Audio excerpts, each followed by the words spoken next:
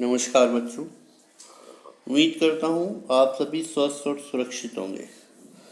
हमने अपनी पिछली कक्षा में हमारी पाठ्य पुस्तक क्षितिज भाग 2 के अंतर्गत काव्यखंड के पाठ 2 तुलसीदास द्वारा रचित राम लक्ष्मण परशुराम संवाद पर चर्चा की थी, जिसके अंतर्गत हमने कवि परिचय के बारे में चर्चा की।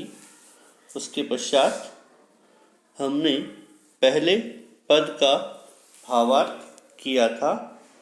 आज पहले पद के भावार्थ को पुनः दोहराते हुए हम आज दूसरे पद का भावार्थ करेंगे। जैसा कि हमने पढ़ा कि पहले हम इसके बारे में छोटी सी जानकारी प्राप्त करते हैं कि ये जो चौपाइयाँ और दोहे रामचरित बालकांड से दी गई है, यह प्रसंग सीता स्वयंवर में राम द्वारा शिव के धनुष के तोड़े जाने के ठीक बाद का है। शिव के धनुष के टूटने से इतना जबरदस्त धमाका हुआ कि उसे दूर कहीं बैठे परशुराम ने सुना, और परशुराम भगवान शिव के बहुत बड़े भक्त थे, इसलिए उन्हें बहुत गुस्सा आया और वे तुरंत ही राजा जनक के दरबार में जा पहुँचे। क्रोधित परशुराम उस धनुष तोड़ने वाले अपराधी को दंड देने की मंशा से आए थे। यह प्रसंग वहाँ पर परशुराम और लक्ष्मण के बीच हुए संवाद के बारे में है। तो पहले पद को हम वापस दोहराते हैं।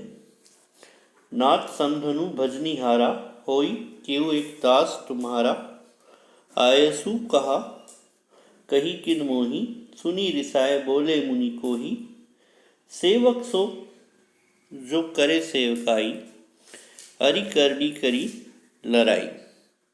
तो परशुराम को क्रोधित देखकर लक्ष्मण कहते हैं कि हे नाथ, जिसने शिव धनुष को तोड़ा है वह आपका ही कोई सेवक होगा, इसलिए आप किस लिए आए हैं यह मुझे बताएं।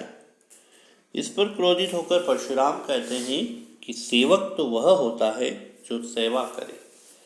इस धनुष तोड़ने वाले ने तो मेरे दुश्मन जैसा काम किया है और मुझे युद्ध के लिए ललकारा है।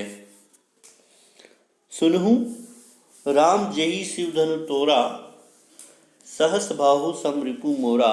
सो बलगाई बिहाई समाजा, न त मारे जाए सब राजा। सुनी मुनि वचन लखन मुस्काने, बोले परसु धरहि अवमाने। बहुधनु तोरी लरिकाए, कबहू न असी ऋषि किन्हीं गोसाई।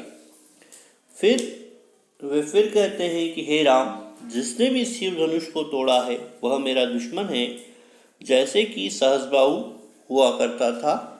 अच्छा होगा कि वह व्यक्ति इस सभा से अलग होकर खड़ा हो जाए, नहीं तो यहाँ बैठे सारे राजा मेरे हाथों मारे जाएंगे।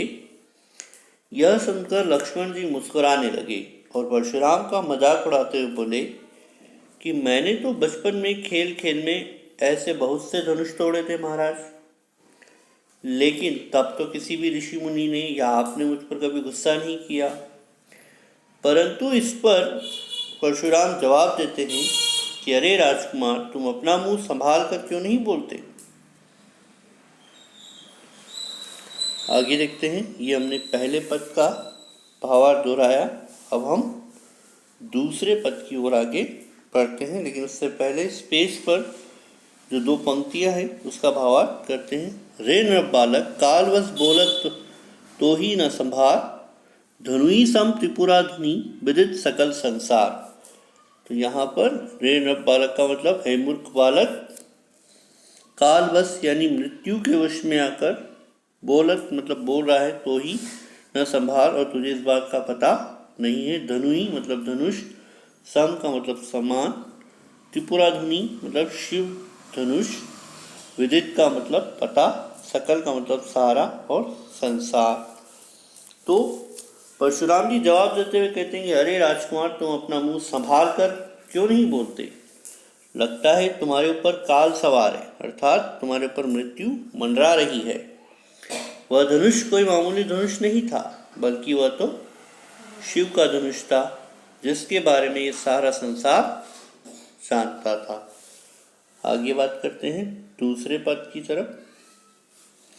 लखन कहा हसी हमरे जना, सुनहु देव सब धनुष समाना। का छति लाभु जनु धनु तोरे, देखा राम नयन के भोरे। छुअत टूट रघुपतहु न दोषु, मुनि बिनु काज करे काज कत रोसु। अर्थात लखन से मतलब है यहाँ पर लक्ष्मण। कहा हसी हमारे जना, हमारे लोग। सुनहु देव सब धनुष समाना, हमारे लिए तो सारे धनुष एक समान है। का क्षति, का क्षति का मतलब का नुकसान, लाभु का मतलब लाभ, जून का मतलब होता है पुराना, धनु मतलब धनुष, तोरे का मतलब तोड़े, देखा राम नयन, नयन का मतलब आँख, भोरे मतलब भोले, छुअत मतलब छूने से, टूट रघुपति न दोषु, दोष का मतलब दोष, मुनि यानी यहाँ पर परशुराम जी के लिए कहा है, बिनु मतलब बिना, काज बिना, काज का मतलब कारण, करे का मतलब कर रहे हो, रोसु का मतलब गुस्सा। अर्थात लक्ष्मण जी ने कहा कि आप मुझसे मजाक कर रहे हैं, मुझे तो सभी धनुष एक समान लगते हैं महाराज, एक दो धनुष के टूट जाने से कौन सा नफा और नुकसान हो जाएगा। उनको ऐसा कहते देख राम उन्हें तिरछी आंखों से निहार रहे हैं। लक्ष्मण ने आगे कहा कि यह धनुष तो श्री राम के छूने भर से टूट गया, आप बिना मतलब ही गुस्सा कर रहे हैं। कहा कि राम ने तो सिर्फ इसे देखा था और इसे स्पर्श किया, और जिसकी वजह से ये टूट गया, और इस पुराने धनुष की वजह से आप इतना गुस्सा कर रहे हैं, आखिर इसके पीछे क्या वजह है। अब आगे परशुराम जी बोले, चिते परशु की ओरा, रेसठ सुनेही स्वभाव न मोरा। बालकु बोली बदो नहीं तोही, केवल मुनि जड़ जानी मोही। बाल ब्रह्मचारी अति कोही, विश्व विदित क्षत्रि कुलद्रोही। भुजबल भूमि भूप बिनु किनी, विपुल बाल मही देव दीनी। सहस बाहु भुज छेद निहारा, परसु विलोक महीप कुमारा। मातु पितहु जनी सोच बस करी, मही किशोर। गर्भन के अर्भक दलन, परशु मोर अति गोर।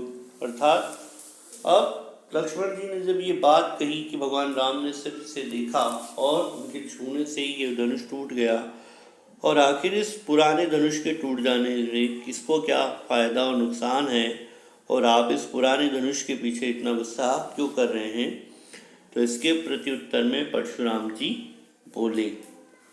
बोले चिते परशु की ओरा।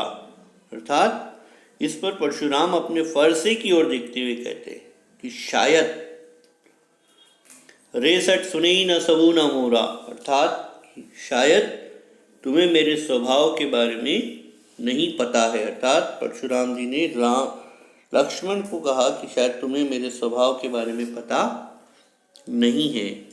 बालक बोली बधु न तोही, और मैं अब तक बालक समझकर तुम्हारा वध नहीं कर रहा हूँ। केवल मुनि जड़ जानी मोही, तुम मुझे केवल एक आम ऋषि की तरह निर्बल समझने की भूल कर रहे हो।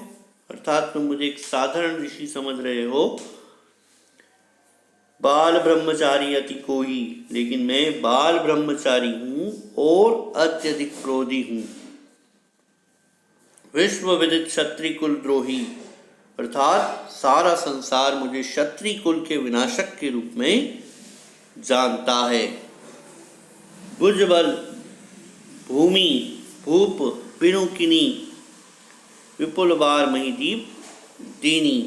अर्थात अपने भुजबल से इस पृथ्वी को कई बार मैंने क्षत्रियों से विहीन कर दिया था, और मुझे भगवान शिव का वरदान प्राप्त है।